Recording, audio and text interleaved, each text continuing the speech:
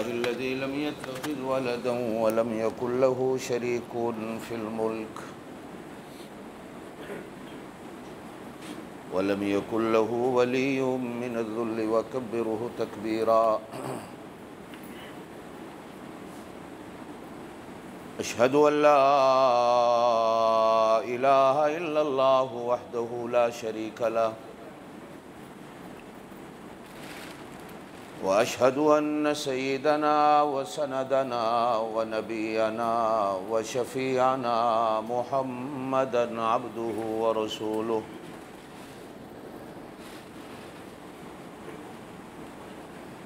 أرسله الله إلى كافة للناس بشيرا ونذيرا وداعيا إلى الله بإذنه وسراجا منيرا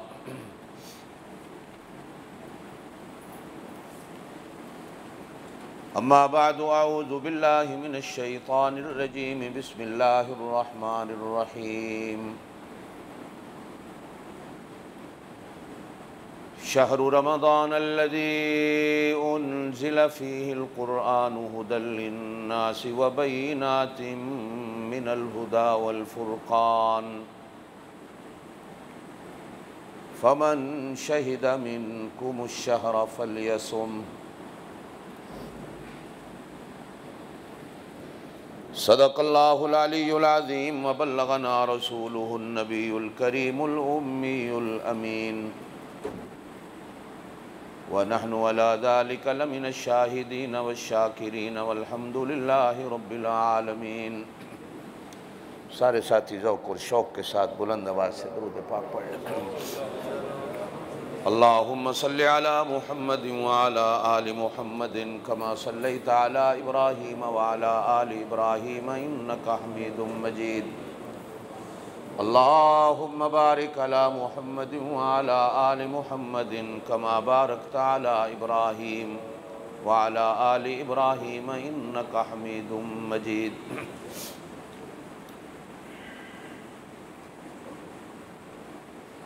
जिस माह मुबारक से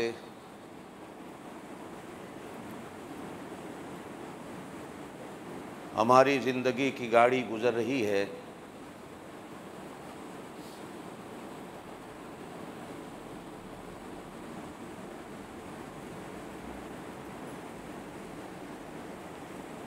अल्लाह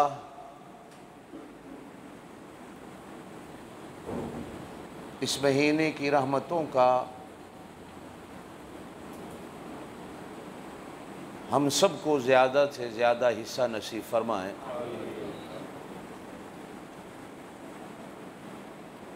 अल्लाह किसी को महरूम न करे।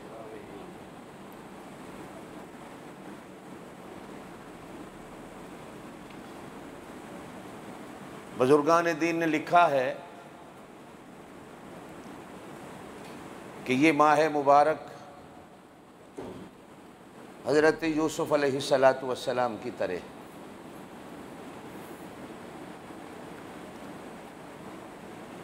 के बावजूद जुल्म सितम करने के, बावजूद ज़्यादतियाँ करने के,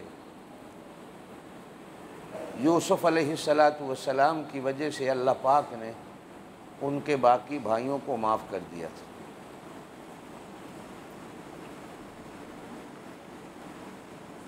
इस माह मुबारक के सदक़े और इसकी वजह से अल्लाह हमारे बाकी महीनों के भी गुनाहों को माफ़ कर देता।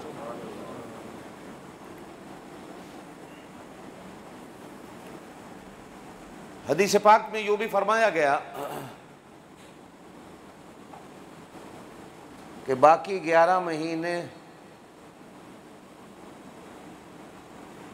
तुम अल्लाह की रहमत को तलाश करते हो, तुम अल्लाह की रहमत को ढूंढते हो, तुम अल्लाह की रहमत के पीछे भागते हो। जब ये महीना आता है तो अल्लाह की रहमत तुम्हें तलाश करती। अल्लाह की रहमत तुम्हें ढूंढती, अल्लाह की रहमत तुम्हारा राह तकती।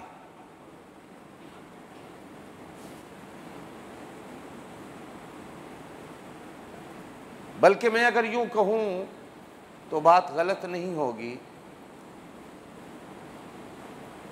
कि ये महीना सिर्फ अल्लाह की रहमत का महीना नहीं, बल्कि ये महीना अल्लाह की रहमतों के सैलाब का महीना, अल्लाह की रहमतों की बारिशों का महीना। और फिर बारिश भी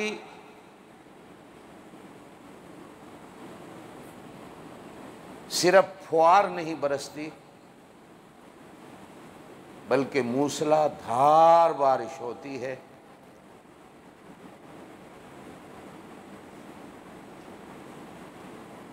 कि जो बारिश सिर्फ तिनकों को नहीं बहा के ले जाती, बल्कि पत्थरों को भी बहा के ले जाती। आपने देखा होगा जब सैलाब आता है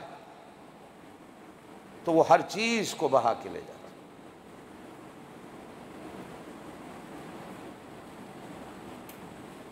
इस महीने में अल्लाह की रहमत ऐसी बरसती है, ऐसा सैलाब आता है कि हमारे सारे गुनाहों को बहा के ले जाता, सारे गुनाहों को बहा के ले जाता।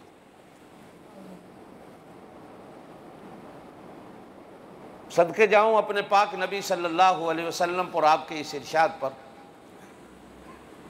सारे जोर से कह दें सल्लल्लाहु अलैहि वसल्लम। ये हमें जो कुछ मिला है आप ही के सदके मिला है। फरमाया कि पहले 10 दिन इसके रहमत के होते, दूसरे 10 दिन इसके मगफिरत और बख्शिश के होते, तीसरे 10 दिन जहन्नम से आज़ादी और जन्नत में दाखिले के होते।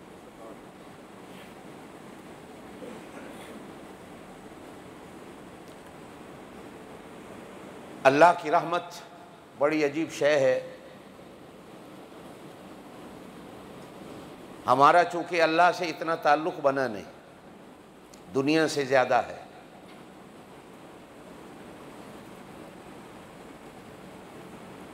अल्लाह की रहमत बंदे को बख्शने के बहाने ढूंढती।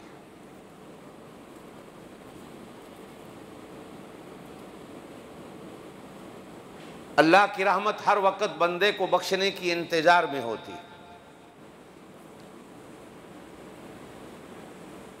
किताबों में बुजुर्गों ने लिखा है, शाम के वक़्त माँ अपने बच्चे की इतनी अपने घर में मुंतज़िर नहीं होती जितनी अल्लाह की रहमत गुनहगार बंदे की मुंतज़िर होती है, कब आए मैं इसको बख्श दूं।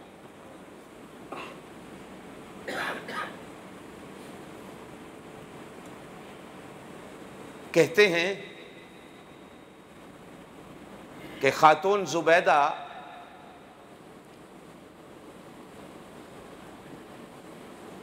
हारून रशीद की बेगम, खलीफा वक्त था,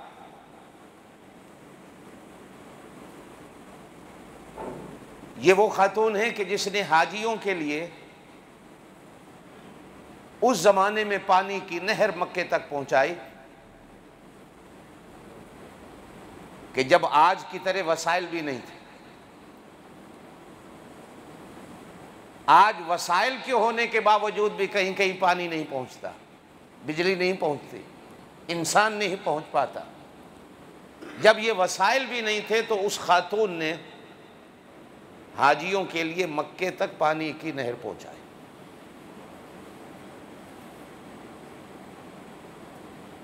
बगदाद से निकलवाई और मक्के तक आई।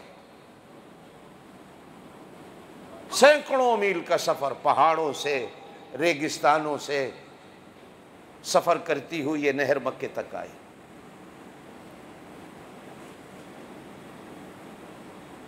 और आज भी उसका नाम नहर जुबैदा मशहूर है। जब ये खातून जुबैदा इंतकाल कर गई, इस दुनिया से चली गई, तो बुजुर्गान दीन ने लिखा है, अपनी किसी करीबी रिश्तेदार खातून को ख्वाब में मिली तो करीबी रिश्तेदार खातून ने पूछा कि जुबैदा बताओ आगे क्या हुआ। कहा कि मामलात तो बहुत सारे अल्लाह की अदालत में आए, हत्ता कि नहर ज़ुबैदा का मामला भी अल्लाह की अदालत में आया, लेकिन अल्लाह ने कहा नहीं,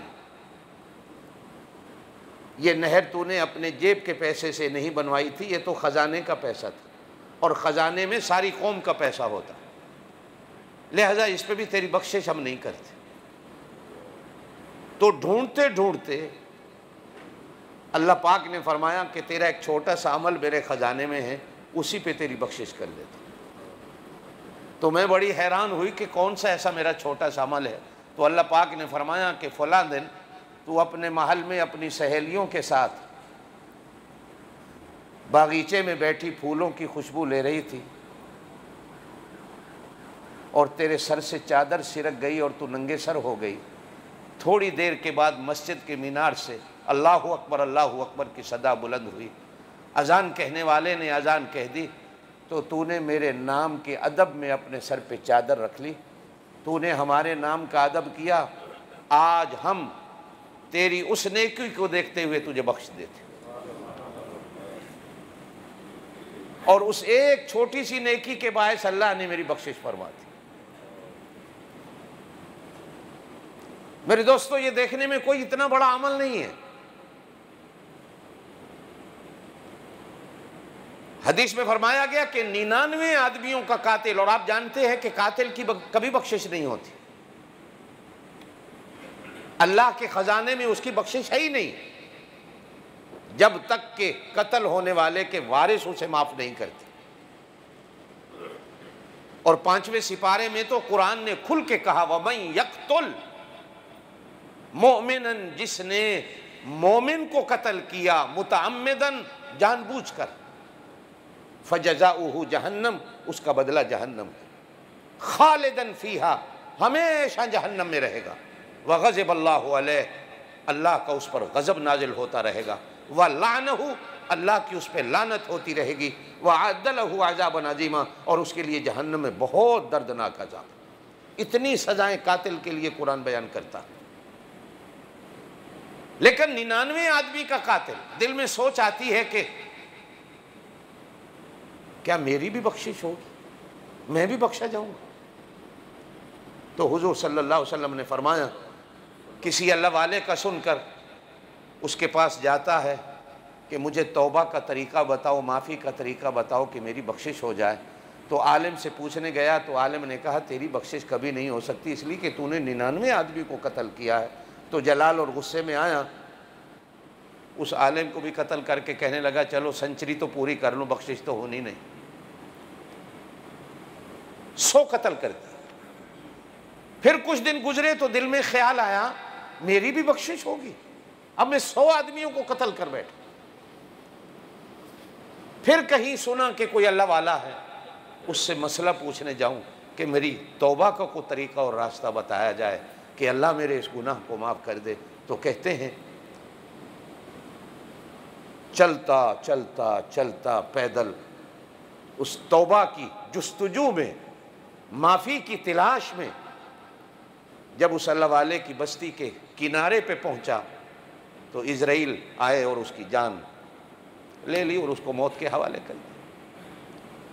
अब जब वो मर गया तो हदीस में फरमाया गया कि जन्नत के फरिश्ते भी आ गए और जहन्नम के फरिश्ते भी आ गए। जन्नत वाले कहने लगे ये हमारा है, जहन्नम वाले कहने लगे ये हमारा है। जन्नत वाले कहें कि ये तौबा की तलाश में आया था, और जहन्नम वाले कहने लगे कि ये 100 आदमियों का कातिल है, इसकी माफ़ी कैसे हो सकती। करीब था कि फरिश्तों की दोनों जमातों में झगड़ा हो जाए। अल्लाह पाक ने दोनों को बुलाया, भाई बात क्या है। जहन्नम वाले कहने लगे हमारा है, जन्नत वाले कहने लगे हमारा है। अल्लाह पाक ने कहा, ऐसा करो कि इसकी तौबा का रास्ता नाप लो, अगर वो जन्नत वालों का है तो जन्नत वाले ले जाओ, अगर जहन्नम वालों का है तो फिर जहन्नम वाले ले जाओ। तो हदीस पाक में फरमाया गया, फरिश्तों ने फीते लिए और नापना शुरू किया तो मालूम हुआ कि वो बंदा तौबा के दरवाजे के करीब पहुंच चुका था। तो अल्लाह पाक ने फैसला फरमाया कि जन्नत वाले ले जाओ। अब ये जहन्नम ही नहीं है, इसलिए कि तौबा के दरवाजे के करीब आ गया था। अल्लाह बहाने ढूंढता है। और शायद ये महीना हम गुनाहगारों की बख्शिश के लिए एक अल्लाह पाक ने बड़ा आसान सा, लोग कहते हैं मुश्किल है, लोग कहते हैं मुश्किल है, लेकिन मैं कहता हूं नहीं, इससे आसान रास्ता कोई नहीं। रोजे पे तो बाद में मैं बात करूंगा, मैं आज तो आप हजरात के सामने रमजान पे बात करना चाहता हूं। सिर्फ ये बात कह के मैं आगे चलता हूं कि आप सारे समझदार हैं। आजकल तो जो बंदा ज़्यादा खाता है वही बीमार होता है, और ज़्यादा बीमारियां भी ज़्यादा खाने से आती हैं। जो बंदा ज़्यादा नहीं खाता वो तंदुरुस्त रहता है, जो ज़्यादा खाता है वही मरता है, वही बीमार होता है। सारी बीमारियां ज़्यादा खाने से पैदा होती हैं। हर बीमारी इंसान के मैदे से होके आती है। मैदा अच्छा तो इंसान अच्छा, मैदा खराब तो इंसान खराब हो। और मैदा खराब कब होता है? जब इसके अंदर हद से ज़्यादा डाल दिया जाए। इसे जितना भूखा रखो उतना ये अच्छा चलता है। ये अजीब इंजन है। बाकी दुनिया के जितने इंजन हैं उनमें पेट्रोल फुल डालो तो वो चलते हैं। ये एक ऐसा इंजन है कि जिसको जितना खाली रखो उतना ज़्यादा चलता है।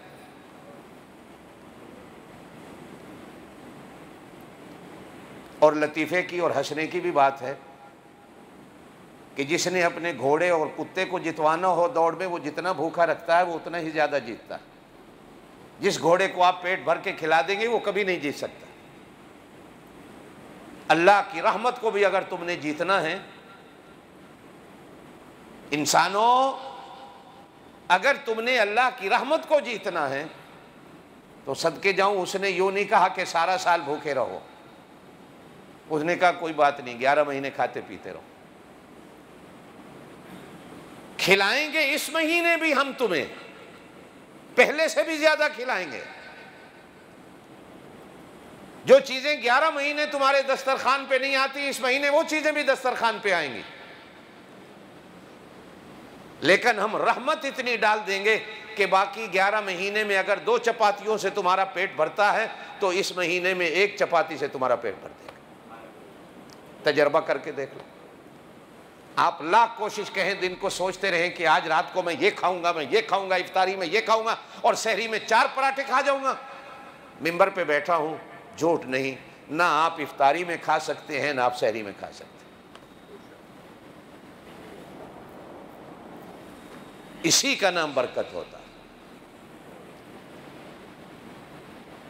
ये जो हम कहते हैं ना, अल्लाह हमारे जिंदगी में बरकत डाल दे, हमारी माल औलाद में बरकत डाल दे, हमारे आमाल में बरकत डाल दे, हमारे रिस्क में बरकत डाल दे। कभी कभी इंसान के पास करोड़ों होता है लेकिन इंसान का पेट नहीं भरता, और कभी इंसान के पास कुछ नहीं होता लेकिन वो कहता है अल्हम्दुलिल्लाह, अल्लाह तू जिस हाल में रखे मैं राजी। इसी का नाम बरकत होता है।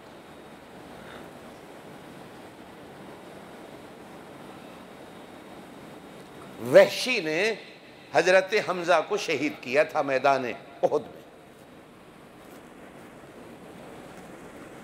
और हजरत हमजा मेरे पाक नबी सल्लल्लाहु अलैहि वसल्लम के सके चाचा हैं। सिर्फ चाचा नहीं, एक ही मां का दोनों ने मिलकर दूध भी पिया है। हम उमर हैं, आप सल्लल्लाहु अलैहि वसल्लम के साथ बचपन में खेला है हजरत हमजा ने।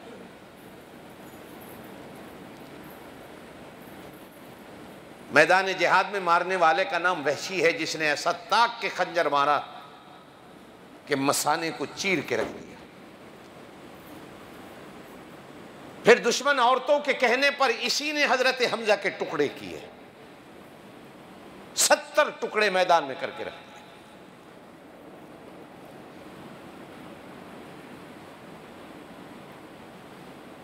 कहते हैं कि बहनों ने, हुजूर सल्लल्लाहु अलैहि वसल्लम की फूफियों ने ये उंगलियों के टुकड़ों से पहचाना था कि ये हमारे भाई हमजा की लाश पड़ी। ऐसी हालत कर दी गई।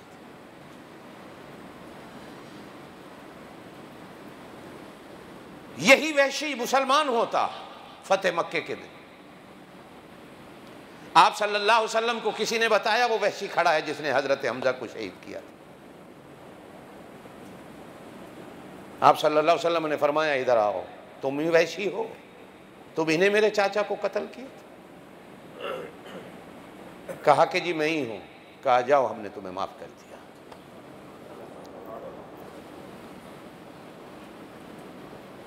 कलमा सारे गुनाहों को माफ कर देता।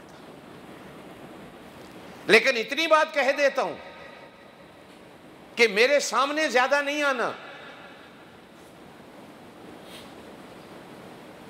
कुछ लोग तो कहते हैं कि हुजूर सल्लल्लाहु अलैहि वसल्लम को शायद अपने चाचे की फिक्र थी कि मेरे सामने ना आना, और कुछ उलमा ने लिखा नहीं, हुजूर सल्लल्लाहु अलैहि वसल्लम ने इसलिए फरमाया कि जब तू मेरे सामने आएगा तो तू शर्मसार हो के आएगा कि तू मेरे चाचा का कत्ल करने वाला और कातिल।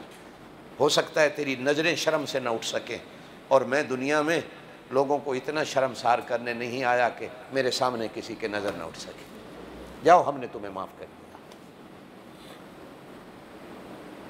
मेरे पाक नबी सल्लल्लाहु अलैहि वसल्लम मस्जिद नबी में तशरीफ फरमा है, बोलो सुबहान अल्लाह। अजीब लोग थे सहाबा। एक नौजवान सहाबी खड़ा हो गया, अल्लाह के रसूल, जोर से कह दो, जोर से कह दो, मुझसे गुनाह सरजद हो गया, नमाज बाद में पढ़े, पहले मुझे सजा दें। आप और मैं तो अपने गुनाहों पे चादर डालें, पर्दे डालें, किसी को पता न चले। सहाबा कैसे मोमिन थे कि अल्लाह के रसूल से कहते हैं सरेआम सजा दो।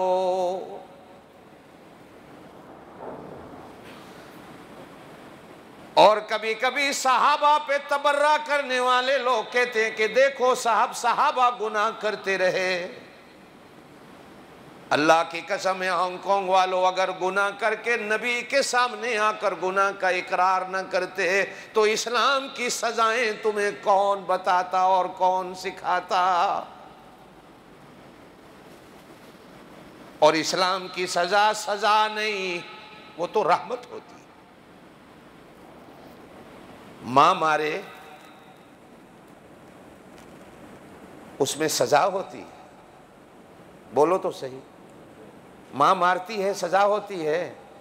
अरे वही मां उस अपने दर्द भी हो रहा होता है, उसी बेटे को चूम रही होती है जिसको मार रही होती है। कहते हैं कि सकी मां अगर बच्चे को मारे तो लोग कहते हैं इसने कोई कसूर किया होगा तो मां मार रही है। हम मतरेई मां अगर मारे तो लोग कहते हैं कसूर कोई नहीं होगा लड़के का, मतरेई जो है इसलिए मार रही है। सकी मारती है, कोई कसूर किया है और उसके अंदर उसकी तरबियत होती। सहाबा से मेरे अल्लाह ने गलती करवाई और करवा कर कयामत तक आने वाली उम्मत के सामने नमूना पेश किया कि इस्लाम में किसी से गुनाह हो जाए तो उसको सजा कैसे दी जाती। अगर ये भी ना होता तो कयामत तक हमारे सामने नमूना क्या होता, हमें कैसे पता चलता। अब वो दीवाना खड़ा है, या रसूलल्लाह नमाज बाद में होगी, पहले मुझे सजा दो।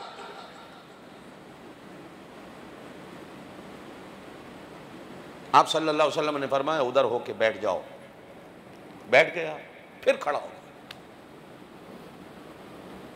ईमान देखिए, कहने लगा अल्लाह के रसूल कहीं ऐसा ना हो मैं नमाज से पहले मर जाऊं। क़यामत के दिन की सजा बड़ी मुश्किल है, कब्र की मंजिल बड़ी मुश्किल है, मुझे अभी सजा दो। मेरे पाक नबी सल्लल्लाहु अलैहि वसल्लम ने फरमाया बैठो। बैठ गए। इतने में बिलाल ने नमाज की अजान कह दी। कहो सुभान अल्लाह। मेरे पाक नबी सल्लल्लाहु अलैहि वसल्लम मुसल्ले पे तशरीफ लाए। अल्लाहु अकबर। 4 रकात नमाज पढ़ाई मेरे पाक नबी सल्लल्लाहु अलैहि वसल्लम ने। सलाम फेरा। सदके जाऊं उस इमाम के और सदके जाऊं उन मुक्तदियों के जो ऐसे इमाम के पीछे नमाज पढ़ते हैं। बोलो सुभान अल्लाह। इस इमाम जैसा इमाम कोई नहीं, इन नमाजियों जैसा नमाजी कोई नहीं, और उस मस्जिद जैसी मस्जिद कोई नहीं। आए मेरे पाक नबी सल्लल्लाहु अलैहि वसल्लम ने सलाम फेरा, नमाजियों की तरफ मुंह किया, कहा वो कहाँ हैं? वो दीवाना खड़ा हुआ, इरशाद फरमाया मेरे नबी ने, तूने मुकदमा मेरी अदालत में पेश किया, मैंने नमाज में तेरा मुकदमा सुप्रीम कोर्ट में पेश किया।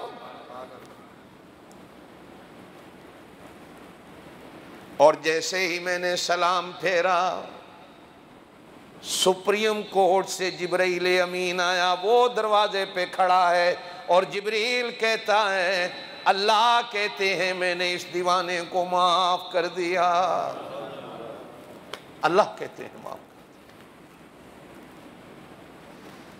हांगकांग वालों, मेरे पाक नबी सल्लल्लाहु अलैहि वसल्लम मिंबर पे तशरीफ लाए, और मेरे पाक नबी के मिंबर की 3 सीढ़ियां थी।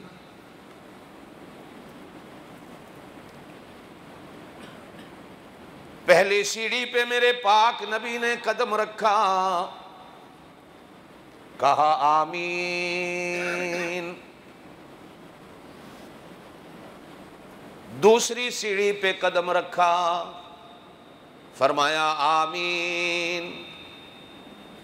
तीसरी सीढ़ी पे कदम रखा, फिर फरमाया आमीन। खुतबा हो गया, नमाज हो गई। नमाज के बाद कुछ दीवाने खड़े हो गए, कुछ परवाने खड़े हो गए, कुछ मस्ताने खड़े हो गए। अल्लाह के रसूल, जोर से कह दो सल्लल्लाहु अलैहि वसल्लम, इतने साल हो गए आपके पीछे जुमा पढ़ते हुए, आज तक कभी ऐसा वाकया नहीं देखा। आज देखा भी, सुना भी, आपने 3 बार मिंबर पे चढ़ते हुए आमीन कहा। हुजूर सल्लल्लाहु अलैहि वसल्लम ने फरमाया, जब मैंने पहली सीढ़ी पे कदम रखा तो जिब्रील आए, जिब्रील ने आकर एक दुआ मांगी, मैंने आमीन कह दी। दूसरी सीढ़ी पे मैंने कदम रखा, जिब्रील ने दुआ मांगी, मैंने आमीन कह दी। तीसरी सीढ़ी पे मैंने कदम रखा, जिब्रील ने दुआ मांगी, मैंने आमीन कह दी। सहाबाए किराम दीवाने परवाने मस्ताने हैरान होकर पूछते हैं अल्लाह के रसूल, जोर से कह दो सल्लल्लाहु अलैहि वसल्लम, वो जिब्रील अमीन ने कौन सी दुआ मांगी? हम तो सारे आपकी दुआ पे आमीन कहने वाले हैं।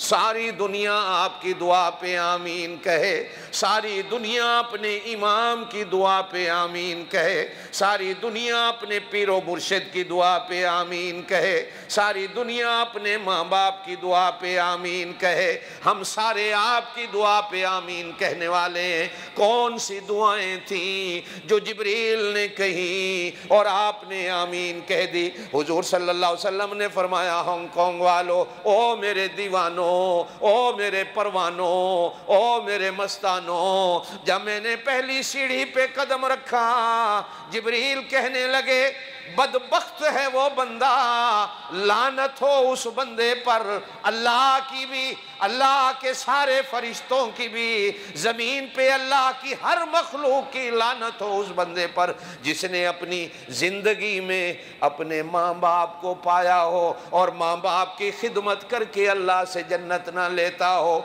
उस पर मैं भी लानत करता हूँ, उस पर अल्लाह के सारे फरिश्ते भी लानत करते हैं। हुजूर कह रहे हैं कि उसने दुआ की, मैंने आमीन कह के मोहर लगा दी कि जिब्रील मैं भी तेरे साथ हूँ कि जिस मेरे उम्मती ने अपनी जवानी के दिनों में माँ बाप को पाया हो और माँ बाप की खिदमत करके अल्लाह से जन्नत ना ले, अल्लाह की, अल्लाह के फरिश्तों की और मैं मोहम्मद की उस पे लानत हो। जोर से कहो सल्लल्लाहु।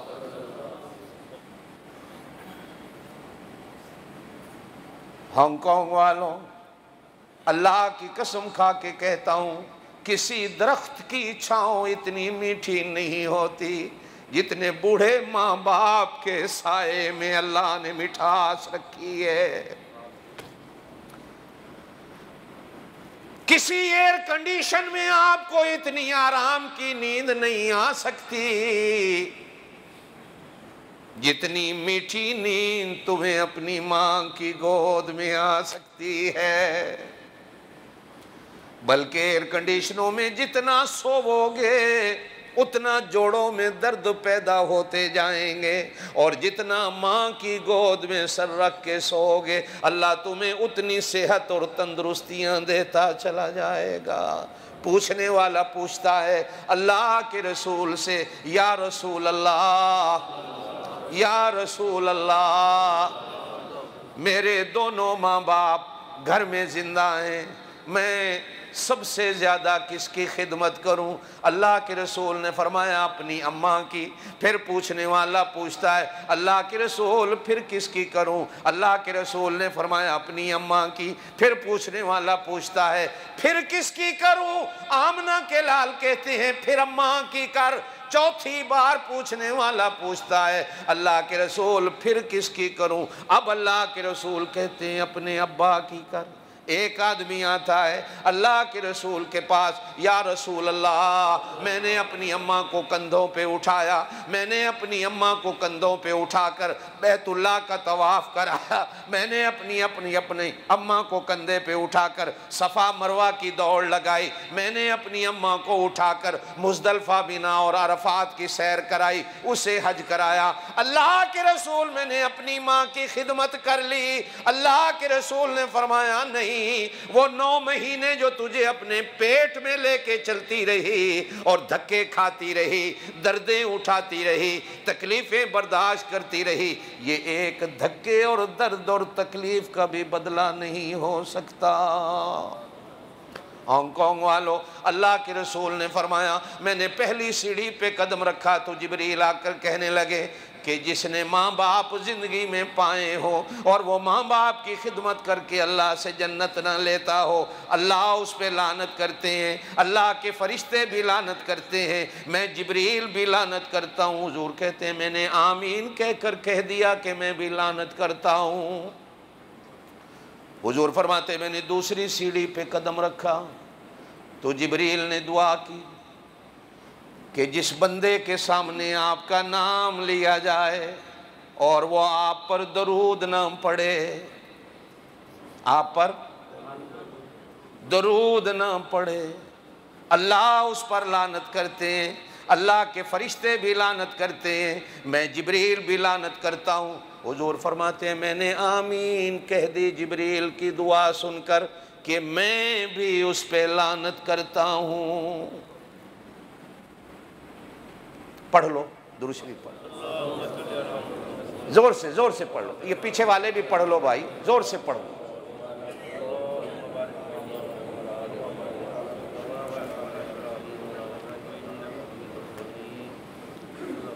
मेरे पाक नबी सल्लल्लाहु अलैहि वसल्लम ने फरमाया जिसने मेरे ऊपर एक बार दरूद पढ़ा अल्लाह उस पर 10 रहमतें नाजिल करता है। जिसने एक बार दरूद पढ़ा अल्लाह उसके 10 गुनाह माफ करता है। जिसने एक बार दरूद पढ़ा अल्लाह उसके 10 दर्जे बुलंद करता है। और एक दरूद तो मेरे पाक नबी सल्लल्लाहु अलैहि वसल्लम ने फरमाया हांगकांग वालों, जुमे वाले दिन नमाज असर पढ़ के जहाँ पढ़ी वहीं बैठ जाए, 80 बार मेरे ऊपर दरूद पढ़ ले, अल्लाह पाक 80 साल के गुनाह कबीरा को माफ़ कर देता है। 80 साल के गुनाहों को दरूद पढ़ना होता है, दरूद गाना नहीं होता। नमाज पढ़ते हो? नमाज सारे पढ़ते हो ना? कहो अल्हम्दुलिल्लाह, क्यों डरते हो? रोजा सारे रखते हो? इंशाअल्लाह बाकी के भी रखेंगे। नमाज सारे पढ़ते हो? सुबहानक अल्लाहुम्मा बैठ के पढ़ते हो, खड़े होके पढ़ते हो? बताते हो मुझे जरा। अल्हम्दुलिल्लाहि रब्बिल आलमीन, खड़े होके पढ़ते। कुल हुवल्लाहु अहद, सच्ची बात है, खड़े होके पढ़ते। समी अल्लाहु लिमन हमीदा,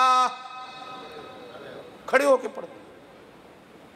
रब्बना लकल हम्द, एक हदीस में आया रब्बना वलकल हम्द, एक हदीस में आया अल्लाहुम्मा रब्बना लकल हम्द, एक हदीस में आया रब्बना लकल हम्द हम्दन कसीरन तय्यिबन मुबारकन फी, एक हदीस में आया रब्बना लकल हम्द हम्दन कसीरन तय्यिबन मुबारकन फीहि वलक शुक्र या रब।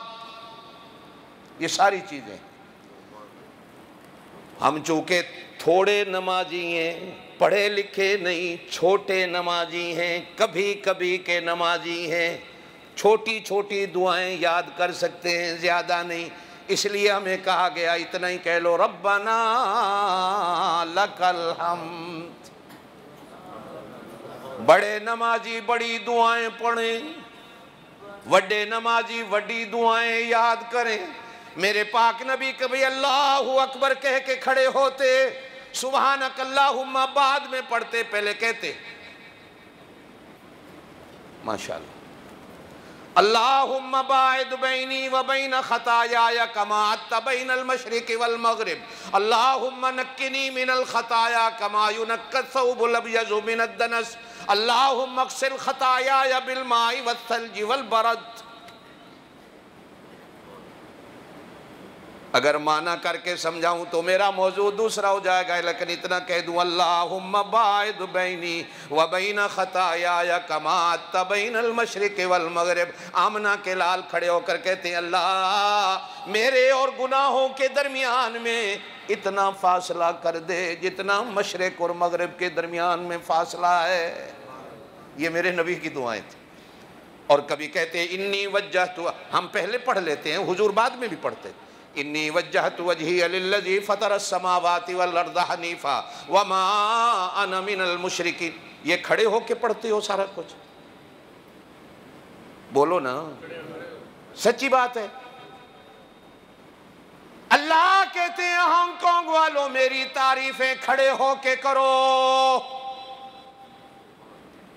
मेरी अजमतों को खड़े होके बयान करो, अपनी कमजोरियों को भी खड़े होके बयान करो। जब मेरे नबी पे दरूद पढ़ने का टाइम आए, अदब ये है कि अब बैठ कर दरूद पढ़ो। मैं तुमसे मसला पूछ लेता हूँ, लड़ाई कोई नहीं ख़त्म हो जाती है। अगर कोई अत्तहियात में कहे मैं दरूद खड़े होके पढ़ता हूँ, बैठ के नहीं पढ़ूंगा, नमाज होगी कि नहीं होगी? बस इसी से मसला समझ लिया करो। अल्लाहुम्मा सल्लि अला मुहम्मदिन व अला आलि मुहम्मदिन कमा सल्लैता अला इब्राहीम व अला आलि इब्राहीम फिल आलमीन इन्नका हमीदुम मजीद। अल्लाहुम्मा बारिक अला मुहम्मदिन व अला आलि मुहम्मदिन कमा बारकता अला इब्राहीम व अला आलि इब्राहीम इन्नका हमीदुम मजीद। हुजूर फरमाते हैं दरूद पढ़ना, जो नहीं पढ़ता उस पर अल्लाह की लानत होती है जब मेरा नाम सुने। हुजूर सल्लल्लाहु अलैहि वसल्लम का जब भी नाम सुनना है क्या करना है? जोर से बोलो, क्या करना है? एक गल होर तुहानू दस देवां, नाराज ना हो सो। आपने फरमाया दरूद पढ़ना है, ये कोई नहीं कहा कि ऐसे भी करना है। हाँ, दरूद मेरा नाम सुनकर पढ़ना है। मेरे पाक नबी सल्लल्लाहु अलैहि वसल्लम ने फरमाया मैंने तीसरी सीढ़ी पे कदम रखा,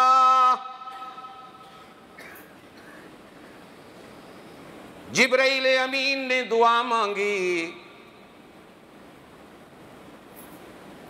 जिसने सेहत और तंदुरुस्ती में रमज़ानुल मुबारक का महीना पाया और अल्लाह से जन्नत न ली, अपने गुनाह माफ़ न करा सका, अल्लाह को राज़ी न कर सका, अल्लाह उस पर लानत करते हैं, अल्लाह के फरिश्ते भी लानत करते हैं, मैं जिब्रील भी लानत करता हूँ। हुजूर ने फरमाया उसने दुआ मांगी, मैंने आमीन कह दी। शहरु रमज़ान अल्लज़ी उन्ज़िल फ़ीहिल कुरान, महीना रमज़ान का वो है जिसमें कुरान नाजिल किया गया। हुदल लिन्नास, ये महीना भी लोगों को सीधा रास्ता दिखाता है। मेरे पाक नबी सल्लल्लाहु अलैहि वसल्लम ने फरमाया इसे सिर्फ रमज़ान न कहा करो। तवज्जो रखना, मैं एक मसला समझाना चाहता हूँ। इसे सिर्फ रमज़ान नहीं कहना। या रसूल अल्लाह, जोर से कहो सल्लल्लाहु अलैहि वसल्लम, क्या कहें? फरमाया अल्लाह ने कुरान में कहा शाहरु रमज़ान, तुम भी कहो शाहरु रमज़ान, या कहो रमज़ानुल मुबारक, या कहो रमज़ान का महीना। क्यों? कि हुजूर सल्लल्लाहु अलैहि वसल्लम ने फरमाया कि रमज़ान अल्लाह के नामों में से एक नाम है। अल्लाह के नामों में से एक। अल्लाह के कितने नाम हैं? नहीं नहीं नहीं, 99 ना आखा करो। जिस तरह उसकी जात की कोई हद नहीं, उसके नामों की भी कोई हद नहीं। 99 नाम तो सिर्फ हम पहली के जमात के, दूसरी जमात के जो हम बच्चे हैं, तालिब इल्म हैं, ये हमें सिखाने के लिए गिनती बताई गई। ये हमें गिनती सिखाई गई, वरना कुरान और सुन्नत यूँ कहता है कि जिस तरह उसकी ज़ात की हद कोई नहीं, उसकी सिफात की हद कोई नहीं, उसके नामों की भी हद। अनगिनत नाम। आज तक वो अल्लाह की सिफात को गिन सका? ओ भाई, सिफात को छोड़िए, आसमान के सितारों को कोई गिन सका? सितारों को छोड़िए, दरख्तों के पत्तों को कोई गिन सका? सूखे कितने हैं, तर कितने हैं? आज तक को पानी की लहरों से उठने वाले पानी के कतरों को गिन सका? कितने ऊपर गए, कितने नीचे गए, कितने हैं? ये सारी मेरी अल्लाह की सिफात हैं। अल्लाह की सिफात अनगिनत, कोई नहीं गिन सकता। अल्लाह के नाम भी कोई नहीं गिन सकता। रमज़ान अल्लाह के नामों में से एक नाम है। जिस तरह अल्लाह का नाम कादिर, ठीक है, किसी बंदे का नाम अब्दुल कादिर है तो उसको कादिर कह के नहीं पुकारना, कहना अब्दुल कादिर। किसी का नाम अब्दुल रहमान तो उसको रहमान कह के नहीं पुकारना, इसलिए कि रहमान अल्लाह का नाम है, उसको अब्दुल रहमान कह के पुकारना। किसी का नाम अब्दुल रऊफ़ तो उसको रऊफ़ कह के नहीं बुलाना, उसको अब्दुल रऊफ़ कहना, इसलिए कि रऊफ़ अल्लाह का नाम है। किसी का नाम अब्दुल करीम है तो उसको सिर्फ करीम ना कहना, अब्दुल करीम कहना, इसलिए कि करीम अल्लाह का नाम है। बंदे को निस्बत के साथ पुकारो, अब्दुल रहमान, अब्दुल्ला, अब्दुल गफूर, अब्दुल करीम, रहमान, गफूर, करीम, तन्हा सिर्फ उसकी सिफतें हैं। बंदों को कभी इस नामों से नहीं पुकारना, हदीस में मना किया गया। आइंदा नहीं पुकारना अगर पहले पुकारते हो तो, ठीक है। अब्दुल गफूर कहना, रमज़ान अकेला नहीं कहना। अच्छा, हम सारे गलत नाम लेते हैं। रमज़ान, रे पे भी ज़बर है, मीम पे भी ज़बर है, कहो रामा, बोलो। कुरान में है शाहरो रमज़ान। जब अरबी ज़बान में रमज़ आता है, रे मीम और ज़ुआद के साथ, रे पे भी मीम ज़बर हो, मीम पे भी ज़बर हो, ज़ुआद पे जज़म हो, तो माना बनता है ऐसी चीज़ जो हर एक चीज़ को जला के रख दे। रमज़ान जब आता है तो इंसान मुसलमान के गुनाहों को अल्लाह पाक जला के रख देता। रमज़ान क्या? शहरो रमज़ान या रमज़ानुल मुबारक या रमज़ान का महीना। रमज़ान नाम नहीं होता, हम नाम भी गलत लेते हैं। अब रमज़ान अल्लाह के नामों में से एक नाम, समझ आ गई? अब कुरान एक आयत कहता है, मैं रात तरावी में पढ़ रहा था, 9वें सिपारे में आती, सूरह आराफ में, वलिल्लाहिल अस्माउल हुस्ना फदऊहु बिहा,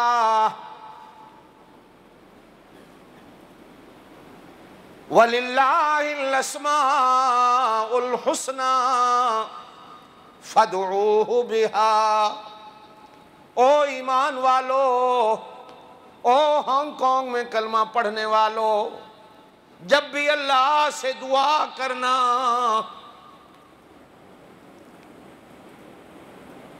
अल्लाह को उसके नामों का वास्ता देकर दुआ करना। ये कुरान कहता, और कुरान में कहीं नहीं आया, कुरान में कहीं नहीं आया, कहीं नहीं आया अपने पीर फकीर का वास्ता देकर अल्लाह से दुआ करना, जो हमारे यहां तरीके। वलिल्लाहिल अस्मा, ओ हांगकांग वालों, अल हुस्ना, अल्लाह के बड़े सोहने नाम है। आए जिस तरह वो खुद सोहना है, जिस तरह उसने जहान सोहना बनाया, जिस तरह उसने नबी तुम्हें सोहना दिया, जिस तरह कुरान तुम्हें सोहना दिया, जिस तरह तुम्हें अल्लाह ने सोहना बनाया। चांद सोहना बनाया, सितारे सोहने बनाए, सूरज सोहना बनाया, आसमान सोहना बनाया, जमीन में जंगल बनाकर, दरख्त बनाकर, फूल लगाकर, फल लगाकर अल्लाह ने जमीन को सोहना बनाया। और कभी जमीन खुश्क हो जाए, मेरा अल्लाह बारिश बरसा कर फिर जमीन को सोहना कर देता है। अल्लाह कहते हैं वलिल्लाह, अल्लाह के लिए अल अस्मा अल हुस्ना, बड़े सोहने नाम हैं। फदऊहु बिहा, कभी इन सोहने नामों के साथ अल्लाह से दुआ मांगा करो। कहो ना, ए अल्लाह, ये मेरे अल्लाह का जाती नाम है, ए मेरा अल्लाह मेरी दुआ को कबूल कर ले। कहो ना, या रहमान मेरी दुआ को सुन ले, या गफूर, या रहीम, या करीम। अल्लाह के नामों से अल्लाह से दुआ मांगो। मेरे पाक नबी सल्लल्लाहु अलैहि वसल्लम ने फरमाया, सारे जहान को नबी की जूतों की मिट्टी पे कुर्बान कर दूं। हुजूर फरमाते हैं, जब कोई बंदा अल्लाह का नाम लेके उससे दुआ मांगता है, अल्लाह कहते हैं मुझे शर्म आती है जब मेरा बंदा मेरा नाम ले रहा हो और मैं अपने बंदे की दुआ न सुनूं। अजीब फर्क है, अजीब फर्क है। माँ बेटे का नाम ले, बेटा नाराज होता है। अब्बा बेटे का नाम ले, बेटा नाराज होता है। अम्मा कहे बेटा, बेटा सुनता है, खुश होता है। अब्बा कहे मेरा प्यारा बेटा, बेटा सुनता भी है, खुश भी होता है। लेकिन अल्लाह की ज़ात पे कुर्बान जाऊं, अल्लाह कहते हैं बेशक मैं तारीफों वाला, बेशक मैं शानों वाला, लेकिन जब मुझसे दुआ मांगा करो तो आप और जनाब कह के नहीं, मेरा नाम लेके दुआ करना, मैं खुश हो जाता हूँ। अजीब अजीब अल्लाह की ज़ात है।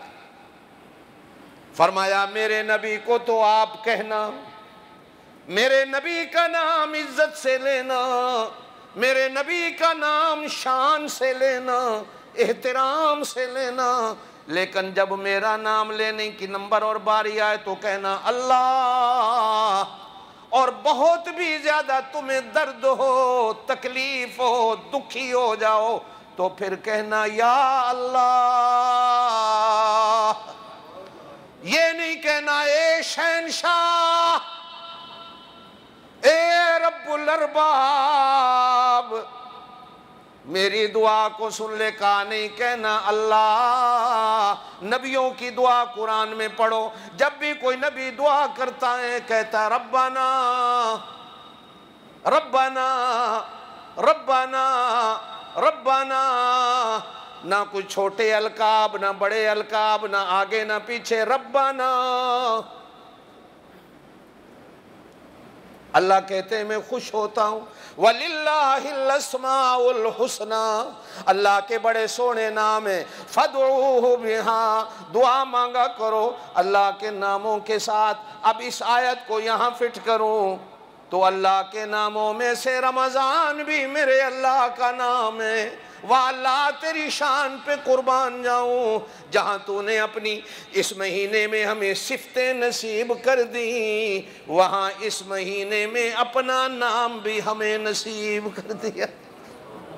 रमज़ान में रमज़ान मिल जाए, रमज़ान में कुरान मिला, कुरान में रमज़ान मिला, रमज़ान में जोर से बोलो कुरान मिला, और कुरान में रमज़ान मिला। अब अल्लाह की शान अगली देखिए, रमज़ान में रमज़ान मिला, रमज़ान में रमज़ान मिला। ये महीना रमज़ानुल मुबारक का, हुजूर सल्लल्लाहु अलैहि वसल्लम जब मदीने गए हिजरत फरमा कर, दूसरा साल था हिजरत का, जब रमज़ान का महीना हुजूर सल्लल्लाहु अलैहि वसल्लम को अल्लाह ने अता फरमाया। हज़रत अबू हुरैरा रज़ी अल्लाह तआला अन्हु से रिवायत है, चांद नज़र आने से लेकर चांद के ख़त्म होने तक अल्लाह पाक इस पूरे महीने में जहन्नम को ताला लगा देता। कहो सुबहान अल्लाह। नहीं मज़ा आया इस हदीस को सुन के? अल्लाह जहन्नम को एक दरवाजे को नहीं, दो को नहीं, तीन को नहीं, चार को नहीं, जहन्नम के जितने दरवाजे हैं अल्लाह ताले लगा दे। और कुरान कहता है जहन्नम के 7 दरवाजे, कितने? 7 दरवाजे बंद।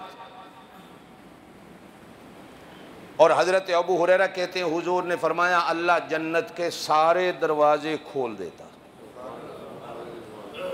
और कुरान में यह भी आता है कि जन्नत के दरवाजे 8, जहन्नम के दरवाजे कितने?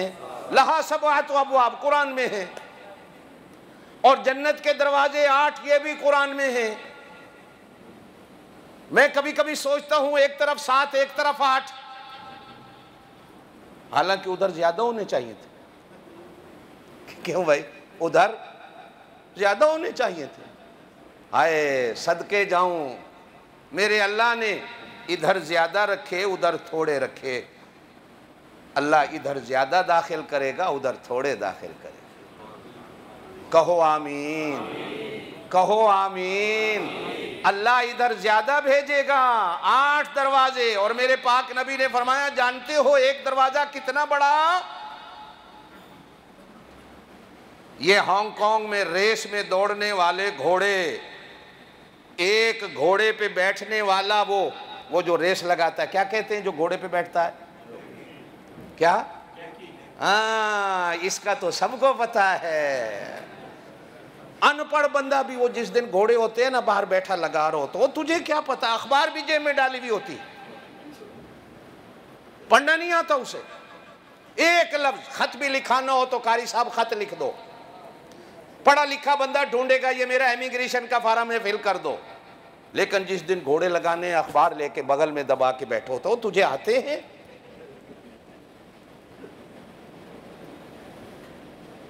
रेस में दौड़ने वाला घोड़ा, और वो भी अरब का, और दौड़ाने वाला भी अरबी सवार। मेरे पाक नबी ने फरमाया 500 साल तक घोड़ा दौड़ता रहे। कितना?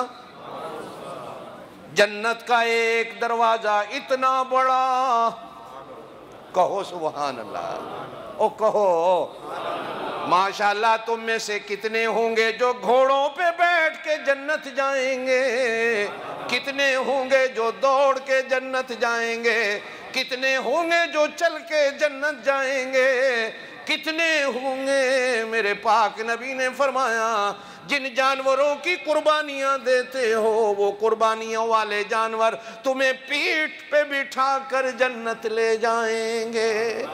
एक दरवाजा इतना बड़ा, 8 दरवाजे। मालूम होता इधर जाने वाले ज्यादा हैं, इधर के 7 दरवाजे।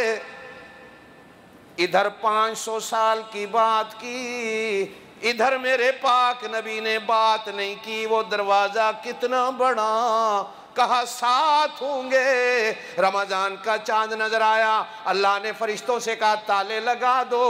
ये 7 के 7 ताले लग गए। अल्लाह ने कहा ये 8 खोल दो। ये महीना जन्नत का। और मेरे पाक नबी सल्लल्लाहु अलैहि वसल्लम ने एक और हदीस में फरमाया सारा साल रमज़ानुल मुबारक के लिए जन्नत को सजाया जाता है, बनाया जाता है, रंग रोगन किया जाता है, लाइटें लगाई जाती हैं, टूपें लगाई जाती हैं, फल बूटे लगाए जाते हैं, फूल लगाए जाते हैं, नहरें बनाई जाती हैं, खुशबुएं बिछाई जाती हैं, कारपेट बिछाई जाती है, गद्दे बिछाए जाते हैं, पर्दे लगाए जाते हैं। सुबह भी हूरों को सजाया जाता है, शाम को भी हूरों को सजाया जाता है, जन्नत को आबाद किया जाता है। अल्लाह मियाँ किस लिए आबाद कर रहे हो? अल्लाह कहते हैं जो इस महीने में अपने आप को आबाद करेगा, अपने घर को आबाद करेगा, अपने दिल को आबाद करेगा, अपने दिमाग को आबाद करेगा, अपनी आंखों को आबाद करेगा, अपनी जुबान को आबाद करेगा, अपने कानों को आबाद करेगा, हम उसके लिए जन्नत को आबाद करते हैं। मेहमान आने वाला हो, मैं अपने घर का रोगन कराता हूँ, मेरे बच्चों की शादी होने वाली हो, मैं अपने घर को रंग रोगन कराता हूँ, बर्तन नए लाता हूँ, बिस्तर की चादरें नई लाता हूँ, सोफ़ा नया लाता हूँ, कुर्सियाँ नई लाता हूँ, चम्मच नए लाता हूँ, गोश्त लाता हूँ, सब्जियाँ लाता हूँ, फ्रूट ले आता हूँ, रेफ्रिजरेटर को भर के रख देता हूँ। कोई आने वाला पूछता है खान जी, कारी साहब, हाजी साहब, प्रोफेसर साहब, जफर साहब, हाफिज साहब, ये क्या तैयारियां हो रही हैं? आप कहोगे मेरा बड़ा प्यारा मेहमान आने वाला है। अल्लाह जन्नत को सजाता है। अल्लाह के फरिश्ते पूछते हैं अल्लाह जन्नत क्यों सजाई जा रही